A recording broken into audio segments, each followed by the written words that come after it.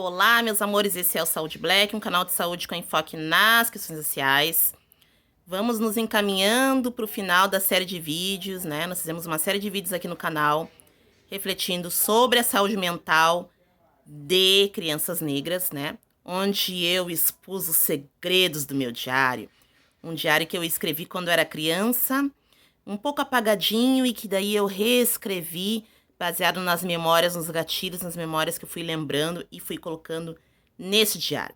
Então, nós já refletimos um pouco sobre geral, né, sobre a saúde mental dessas crianças negras, refletimos um pouco desse racismo, que em uma certa medida está nos contos de fadas, nos brinquedos, o papel da mídia, dizendo que essa criança negra não é bela.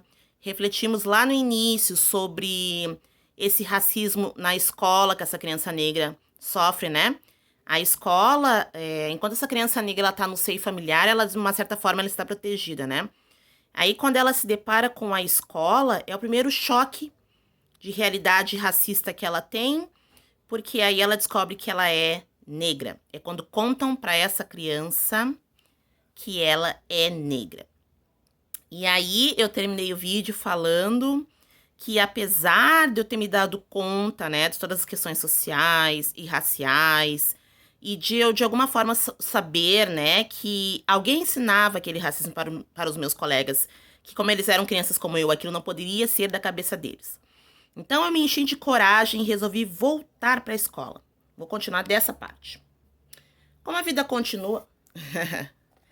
Como a vida continua, no outro dia, mesmo machucada, né, e me sentindo muito, saberia que seria muito ofendida, resolvi voltar para a escola, porque minha mãe me disse que eu só seria alguém na vida se eu estudasse, não? Então, quanto que essa criança negra vai se dando conta também de que essa ascensão social, esse mínimo de esperança de ascensão social, que nem sempre acontece, né? Geralmente não acontece, que a gente sabe que pessoas negras ficam em situação de desemprego e tudo isso, né? Muitas vezes até tendo a graduação, mas que sem estudo é pior ainda. Então, crianças negras desde cedo... Ai, gente, um calor esse negócio de ring light, né? Gente, eu tô chique, ó. Já fui falar ring light. Um calor isso. Tá um calor aqui em Porto Alegre. Então, essa criança negra desde sempre, ela se dá conta que ela precisa estudar para ser alguém na vida, né? E realmente o estudo, ele é capaz de transformar realidades. A realidade de pessoas pobres, sobretudo de pessoas negras. Vamos lá. Aí eu voltei pra... No outro dia eu voltei pra escola. Depois de toda essa minha reflexão, né, que durou um dia, eu resolvi voltar pra escola. Nesse dia que voltei pra escola, caí direto numa aula de história, que falava sobre a escravidão. A professora disse: Úrsula, hoje você vai entender sobre sua história, sobre a história dos negros. E eu fiquei super feliz, porque eu ainda não conhecia a história, né? A história dos negros, né? E porque aqueles brancos teriam que ficar bem quietinhos e escutar sobre a minha raça. Como nunca falavam sobre mim e meu povo, fiquei super feliz por isso. Eles seriam obrigados a conhecer a minha história e de meus ancestrais. Eu peguei o livro didático, porque daí eu fiquei tão ansiosa que ela ia falar que eu não me aguentei. Eu fui na biblioteca antes e peguei o livro. Eu peguei o livro didático de história na biblioteca. Uma vez, só para dar uma olhada, né? Já que eu não me via no desenho, não me via nos contos de fadas e nem nos brinquedos, certo? Nem na boneca. Talvez eu me visse no livro didático. Então, é essa tentativa. Essa criança negra sabe que ela tem um não lugar e é uma tentativa que essa criança negra tem de se ver, né? Então, ela vai se procurando e não vai se achando, né? Então, o último respiro que essa criança negra tem de ter um pouco de respeito desses colegas brancos é aquilo que a professora falou, que iam falar sobre o povo, né? Sobre o povo dela, sobre o meu povo, né? E aí, as pessoas brancas, pela primeira vez, teriam que parar e escutar sobre a história dos negros. E eu, como sempre, fui muito curiosa, né? E muito ansiosa, não podia esperar. Então, eu fui na biblioteca para dar uma olhadinha. Olha só. Talvez eu me visse no livro didático. Como eu estava sem tempo, dei uma olhadinha só por cima. E vi pessoas brancas, né? Tinha uma parte que falava sobre um negócio chamado escravidão. Mas eu estava com tanto medo de ver que resolvi esperar minha professora loira de olhos azuis me explicar, né? Aquele medo que essa criança tem de ver uma história feia, uma história de sofrimento, mesmo sem saber. É aquele medo antecipatório, né? Que essa pessoa negra, muitas vezes ela pode ser uma criança, ela tá sempre naquele estado de vigilância de que alguma coisa ruim pode acontecer, mas que ela não sabe muito bem o que é, né? Isso afeta muito, né? O psicológico, a saúde mental também, de crianças negras, de pessoas negras em geral. Lembro da prof falar que as pessoas negras foram trazidas da África.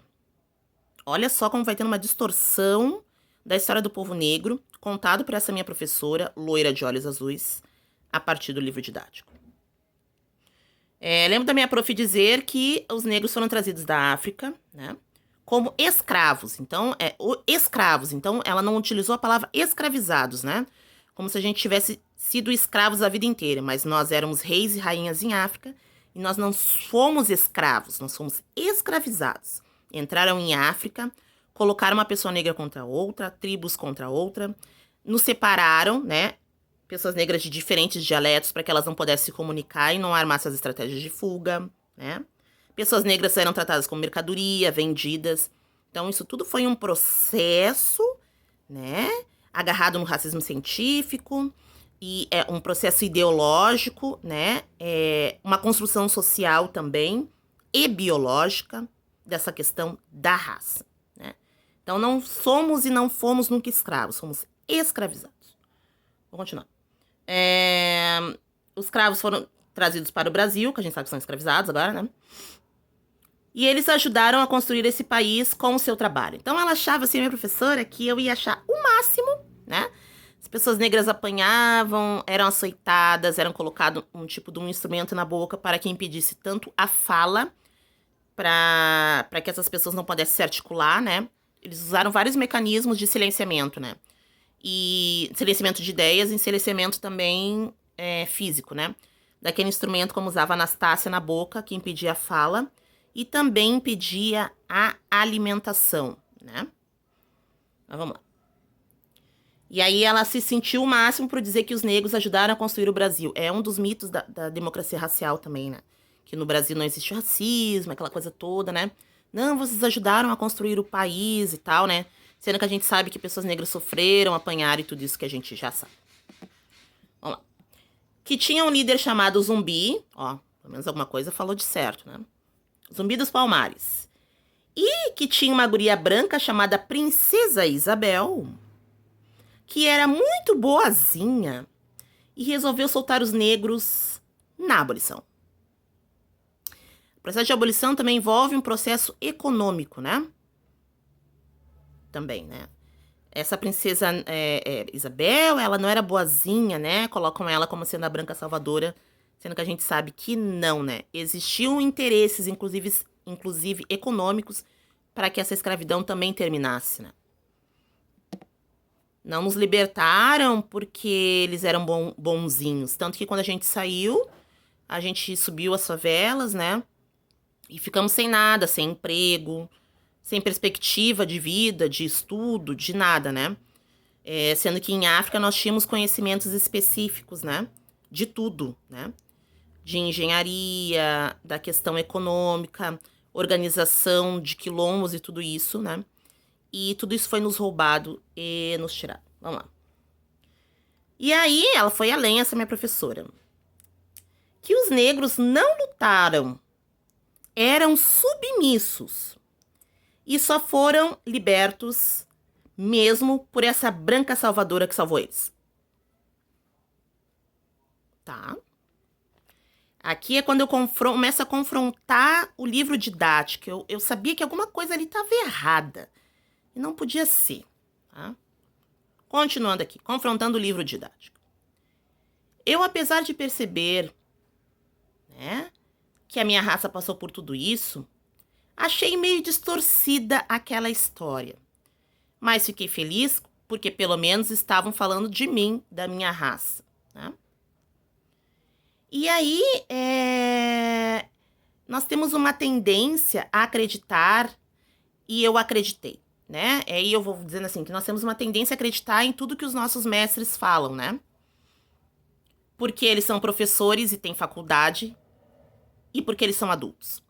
Então, do quanto que esse conhecimento distorcido do livro didático vai sendo internalizado na mente dessa criança negra, porque pessoas, de um modo geral, têm muita tendência a seguir os mestres, né? São os nossos primeiros influencers, né? Os mestres, os professores, eles são formadores de opinião. Então, a gente segue aquilo que os nossos, em geral, né? Tem os revoltados assim que nem eu, mas enfim. A gente tem a tendência de seguir aquilo que os nossos mestres falam. E aí tem um duplo controle, né?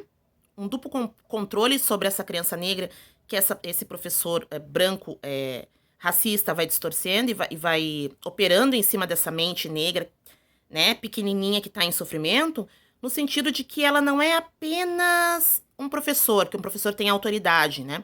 Perante uma criança, mas também porque ela é um adulto, né? E as crianças acreditam no que os adultos falam, né? Então, é uma dupla opressão, né? E acreditam no que os professores, os mestres falam. Então, a tendência que aquela criança se ache um lixo é muito grande, porque é uma pessoa que tem faculdade, que tá falando com ela, né? Na cabeça infantil dela, ela pensa isso. É uma pessoa que é professor e é adulto, né? Tanto quanto que isso vai sendo internalizado na cabeça dessa criança, né? Só mais tarde, então, depois de adulta, descobri pelas minhas próprias mãos e comecei a confrontar o livro didático, né? Eu comecei a confrontar. Na África éramos descendentes de reis e rainhas, como eu estava falando para vocês. Princesa Isabel não nos salvou. E não éramos pacíficos diante da escravidão, como eu já falei para vocês em outras oportunidades. Pessoas negras sempre lutaram, nunca ficaram pacíficos diante do racismo. Existia toda uma organização de quilombos, né? Existia uma região chamada de macambos, né? Que eram como se organizavam os quilombos. Então a gente tinha toda uma organização de plantio, de colheita, fabricação de armas. Existia todo um esquema de vigilância contra esses senhores, contra essa opressão dos senhores escravos, que nós nos organizávamos de vigia, né? Existia toda uma logística de defesa entre os escravizados, que não eram escravos. Então existia toda uma organização, existiam várias ciências em África, muito conhecimento, né? Quando a gente fala de mitologia, me veio na cabeça agora, as pessoas pensam muito na mitologia grega, né? Mas poucas pessoas estudam a mitologia africana, né? Existem pessoas negras aí muito poderosas que se debruçam, né, sobre o estudo dessa mitologia. Então, do quanto que nós temos saberes, né? Que são saberes ancestrais, são saberes do nosso povo. Então, esse foi o último vídeo da série de vídeos onde eu revelei para vocês o meu diário. Olha só, descobriram os meus segredos. E o resto do diário, eu fui escrevendo agora, até a idade que eu tenho, e vou continuar escrevendo. Se inscreve aqui no canal. Um beijo. Ó, acompanha minha live, vou fazer uma live maravilhosa no sábado agora, às 19 horas no meu Instagram, @faria.ursula. Vamos continuar refletindo sobre a saúde mental de crianças negras. Um beijo e até o próximo vídeo. Até o próximo vídeo. Tchau, pessoal.